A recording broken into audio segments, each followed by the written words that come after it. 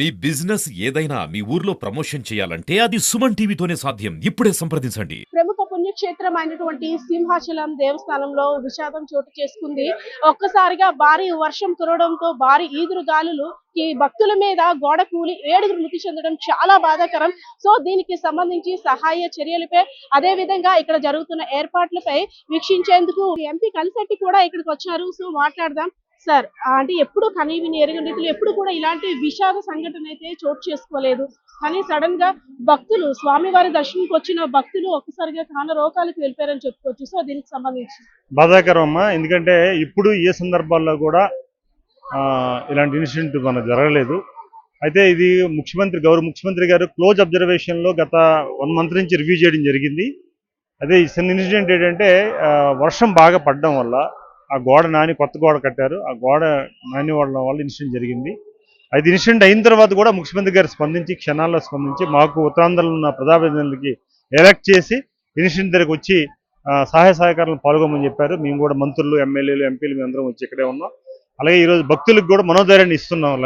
క్యూలోకి వెళ్ళి ఏమీ లేదు, ఇన్సిడెంట్ అయిపోయింది. ఎందుకంటే గందరగోళం ఉంటుంది, భయాందోళన అవుతారు చాలా మంది భక్తులు. వాళ్ళు ప్రశాంతంగా లక్షలాది మంది వచ్చారు కనుక వారు ప్రశాంతంగా అధికారులు కూడా ఏర్పాటు చేయడం జరిగింది. దానికి సంబంధించి కూడా ప్రశాంతం జరుగుతుంది. అది ఇన్సిడెంట్ సంబంధించి ముఖ్యమంత్రి గారు నివేదిక తెమ్మని ఆదేశించడం జరిగింది. ఎంక్వైరీ కూడా అవుతుంది. తుది నివేదిక వచ్చిన తర్వాత బాధ్యులపై ఖచ్చితంగా చర్య ఉంటుందని తెలియజేసుకుంటున్నాను. ఇక్కడికి సంబంధించి చూసుకున్నట్టయితే ఎంతమంది మృతి సంఖ్య ఉంది, క్షతగాత్రులు ఎంతమంది ఉన్నారు, వారికి ఎటువంటి అంటే 7గురు మృతి చెందిన కుటుంబీకుల పరిస్థితి ఏంటి, క్షతగాత్రులకు ఎలాంటి వైద్యాన్ని అందిస్తున్నారు? ఖచ్చితంగా అమ్మా, ఇప్పుడే ఆల్రెడీ మేము యనమండు గారు 8 మంది చనిపోయారనే సమాచారం వచ్చింది.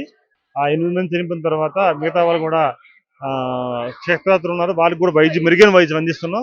ఖచ్చితంగా మేము ప్రభుత్వం ఏదైతే ముఖ్యమంత్రి ఆదేశించారో దానికి తగ్గట్టుగా ఏర్పాట్లు చేస్తున్నాం. థ్యాంక్ యూ సో సో మనం చూసుకోవచ్చు, చందనోత్సవం సందర్భంగా లక్షలాదిగా స్వామివారి దర్శనానికి తరలి వస్తుంటుంటారు.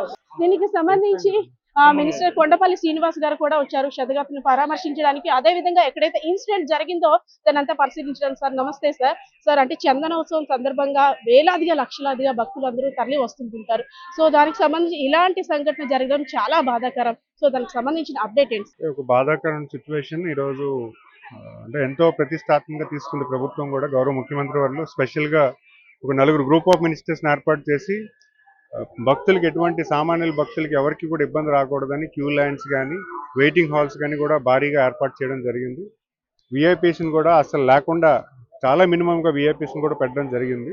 ఎందుకంటే ఈరోజు గత సంవత్సరంలో విఐపీ పాసులు ఎక్కువ ఇవ్వడం వల్ల తోపులాట జరిగింది. అదంతా మనకు తెలిసి దృష్టిలో పెట్టుకొని విఐపీస్ని కూడా క్యాన్సిల్ చేసేసి ఈరోజు సామాన్యులకి బాగా దర్శనం జరగాలని ఒక మంచి ఉద్దేశంతో గౌరవ ముఖ్యమంత్రి వారు ప్లాన్ చేయడం జరిగింది.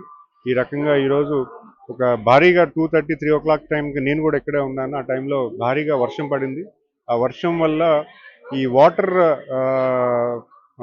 ఛానల్ ఏదైతే ఉందో ఆ వాల్, ఇప్పుడున్నటువంటి వాల్ ఏదైతే 1 week బ్యాక్ 20 days బ్యాక్ కట్టిన వాల్ని కొంచెం వీకెండ్ చేసి ఆ వాల్ తాలూకా కొంచెం నేలమట్టం అవడం వల్ల కొంతమంది స్థితిగాతులు అక్కడ కింద ఉండడం వల్ల చాలా బాధాకరమైన సిచ్యువేషన్. సో దాన్ని మనం అందరం కూడా సానుభూతి తెలియజేయాలి ఫ్యామిలీ అందరికీ కూడా. సో ఖచ్చితంగా మేము కూడా దాన్ని ఏ రకంగా దాన్ని ఎంక్వైరీ చేసి దాన్ని ఖచ్చితంగా మేము చర్య తీసుకోవడానికి ప్రయత్నం. నాణ్యత లోపం కారణంగానే ఇన్సిడెంట్ జరిగింది. 7గురు, ఒకరు కాదు, ఇద్దరు కాదు, 7గురు చనిపోవడం అంటే దీనికి బాధ్యత ఎవరు వహించాలి? అంటే దానికి సంబంధించిన కాంట్రాక్టరా, ఈ పాపం ఎవరిది అంటూ కూడా దానికి ఒక టీం, ఒక కమిటీ అయితే ఏర్పాటు చేయడం జరుగుతుంది. ఖచ్చితంగా దాని ప్లానింగ్ లోపమా, కన్స్ట్రక్షన్ క్వాలిటీ లోపమా, లేకపోతే ఏంటి అక్కడ లోపం అనేది ఖచ్చితంగా దాన్ని యాక్షన్ తీసుకుంటే ఈ సందర్భం కాదు, భక్తులందరూ కూడా దర్శనాలు తీసుకుంటున్నారు. ఒక ప్రశాంత వాతావరణం మళ్ళీ సిచ్యువేషన్ కల్పించడం జరిగింది.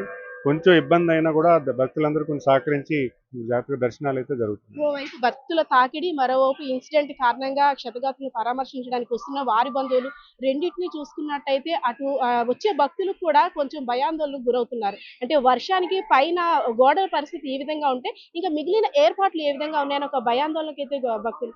లేదు, అటువంటి పరిస్థితి ఏం లేదు. ఇది కొంచెం టెక్నాలజీ ఇంజనీరింగ్ సైడ్లో కొంచెం చేసిన ఇది అంటే నిన్న కాక మొన్న చేసిన ప్రయత్నం అది. దాన్ని ఖచ్చితంగా మనం ఖండించాలి. బట్ అదర్ సైడ్ కూడా వెరిఫై చేసుకున్నాము. టెంపుల్ అంతా కూడా సేఫ్టీ అండ్ మెజర్స్ అన్నీ కూడా అధికారులు అందరూ కూడా వెరిఫై చేసుకున్నారు. దాంట్లో ఎటువంటి భయాందోళన కలగాల్సిన అవసరం లేదు. ఎందుకంటే ఈరోజు స్వామివారి దర్శనం నిమిత్తం అందరూ కూడా యావత్తు 3 జిల్లాల్లో ఉన్నట్టు పోలీస్ ఆఫీసర్స్ అవ్వచ్చు, ఎంఆర్ఓ అధికారులు అవ్వచ్చు, అందరూ కూడా ఇక్కడే దర్శనం సానుకూలంగా అందరికీ భక్తులందరికీ భారీగా వచ్చిన భక్తులందరికీ కూడా దర్శనం కల్పించడానికి అందరూ కూడా ఒక టీం కింద చేస్తున్నాము. సో, ఎటువంటి ఇబ్బంది అంటే లేదు. మృతి చెందిన భక్తులకి ప్రభుత్వం తరపు నుండి ఎలాంటి ఆర్థిక భరోసా ఇవ్వనున్నారు? క్షతగాతులకి ఎటువంటి చికిత్సకు సంబంధించి ఎటువంటి చికిత్సలు అందించారు? అంటే మెరుగైన చికిత్స అందజేయాలని ఉదయం గౌరవ ముఖ్యమంత్రులు చెప్పడం జరిగింది.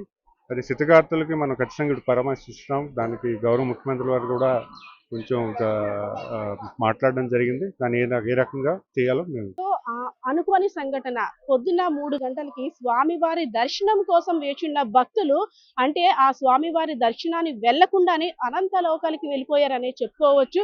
సో స్వామివారిని దర్శించుకోవడానికి చందనోత్సవం సందర్భంగా వేలాదిగా లక్షలాదిగా కూడా ప్రతి సంవత్సరం తరలి వస్తుంటుంటారు. సో అనుకోని విపత్తు అని చెప్పుకోవచ్చు. ఎప్పుడూ లేని విధంగా చందనోత్సవం టైంలో భరించలేని ఎండ ఉక్కబోతూ ఉంటుంది. అలాంటిది ఒక్కసారిగా ఈదురు గాలులు వేయడంతో 7 మృతి చెందడం చాలా బాధాకరం.